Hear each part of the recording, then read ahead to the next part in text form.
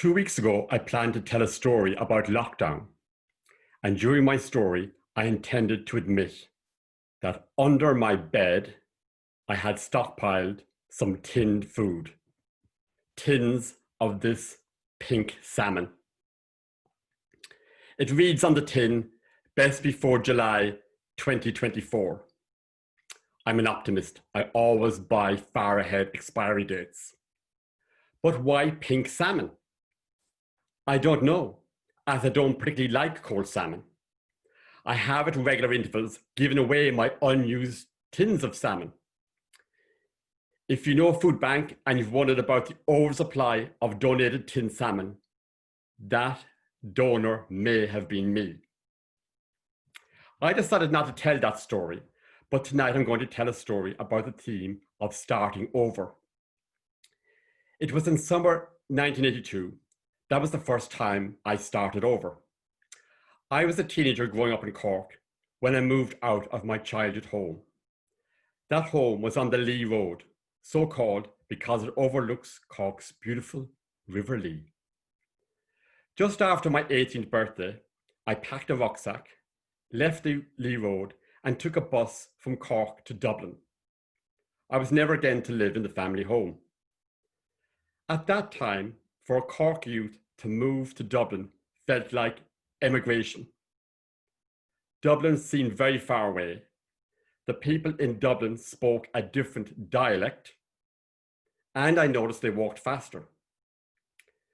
I didn't know any friends in Dublin, so initially I looked for a hostel. I found a hostel in the handbook of the Youth Hostel Association 1982. This is the handbook, and I'll read the entry on page 31. Number 39, Mountjoy Square, Dublin. A Georgian house built about 1798. Accommodation, 62 dormitory beds, 22 men, 40 women. Showers. Showers, that was exciting. In my family home, we didn't have a shower. Only Americans had showers. Despite it being a Georgian house, Mountjoy Square at that time was a notoriously bad address associated with crime and drugs. I remembered that I stayed there as I still have my hostel passbook. This passbook inside with the ink stamp for Mountjoy Square, which was a Georgian door. This wasn't an auspicious start to my starting over. Aged 18 in my new life in Dublin. But I managed to find a job, and within a year, I self-financed to enroll in university. My mum, who I'm very close to, later asked me on a number of occasions, "Richard, you left home very young. Why did you have to leave home so young?" And I reply, "Mum, dear, you know I wanted to leave home to go to study in Dublin." This was not the whole truth. As a teenager and beginning to realize I was gay, I felt it impossible for me to continue to live with my father in the family home. My father was a conservative Irish Catholic. This is why 4 decades later, in this period of the coronavirus epidemic, I feel for those lesbian, gay, bisexual, and trans students who have left their college accommodation and are confined to live again at home and are socially isolating with religiously conservative parents. I remember in summer of 1985, returning to visit my parents in the family home.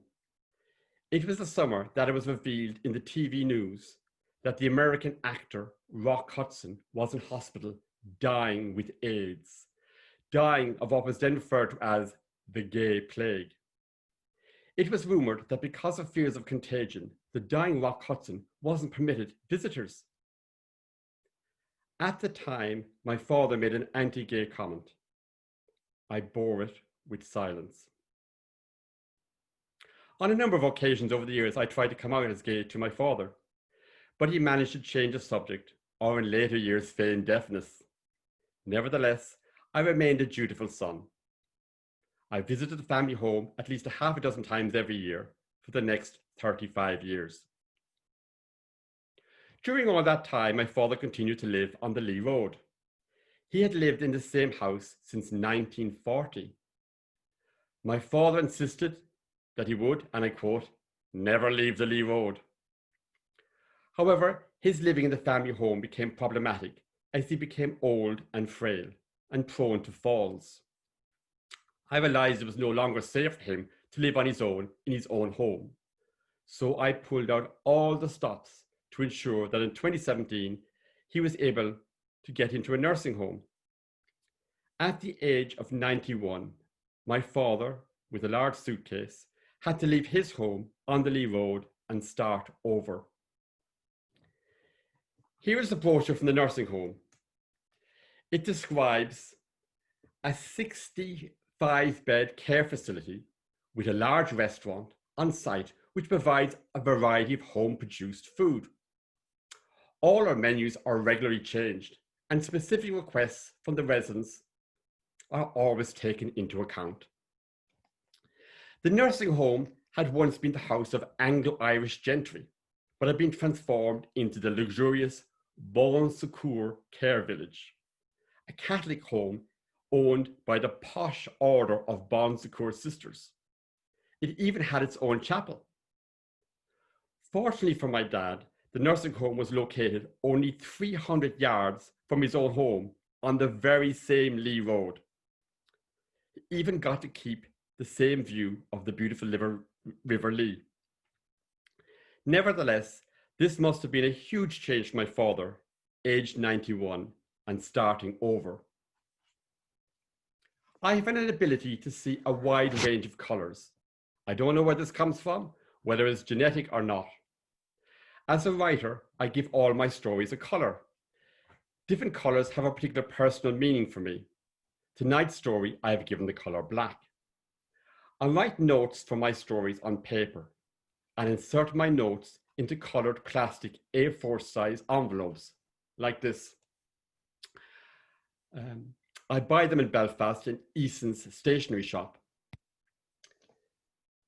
In recent years, every 2 months, I travel from my own home in Belfast to Cork to visit my father. I don't drive a car, so when I get to Cork, I would take my father out in a taxi. I'd ask, "Where would you like me to bring you?" And my father would reply, "To Wilton Shopping Centre, to Eason's." Of all the shops my father could ask to be taken to, he prioritized Eason's. The first time I accompanied my father to Eason's, before he needed a wheelchair, I followed him as he pushed his rollator and made a beeline for the stationery section. I watched in astonishment as he picked up a couple of plastic A4 envelopes like this. On each subsequent outing, my father sought to purchase these plastic envelopes.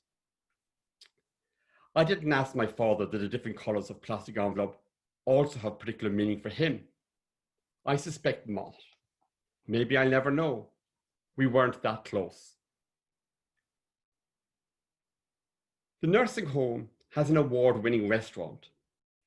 I ate many a meal there myself with my father and the 3 other elderly men with whom he shares a table. These other men joke that every single day at 4:30 p.m. for high tea, my father chooses from the menu cold salmon. Last January, I visited my father at the care home. I told my father that I'd started a new job in Belfast for a gay organisation. My father instructed me not to mention that I worked for a gay organisation to the 3 men at the dining table or to anyone in the Catholic care home. In early March, because of the coronavirus epidemic, his care home took the initiative of going into lockdown. For the next couple of months, my father and other residents were, because of the risk of contagion, not allowed any visitors. This must have been very hard for my father. I had planned to visit him at Easter, but because of the bans on both travel and on visiting residents in the home, I did not make that journey. On the 24th of May 2020, in the Bon Secours care home in Cork, my father died. That night, before the previous 10x9 storytelling event, the event from which I withdrew my amusing story about tin salmon, a friend texted me the following message. I just heard from Paul Doran that you lost your father this week. I'm very sorry to hear that. It must be so difficult not to be able to wake or mourn him in the usual way. But I hope that you are able to mark his death in a meaningful way that brings you peace.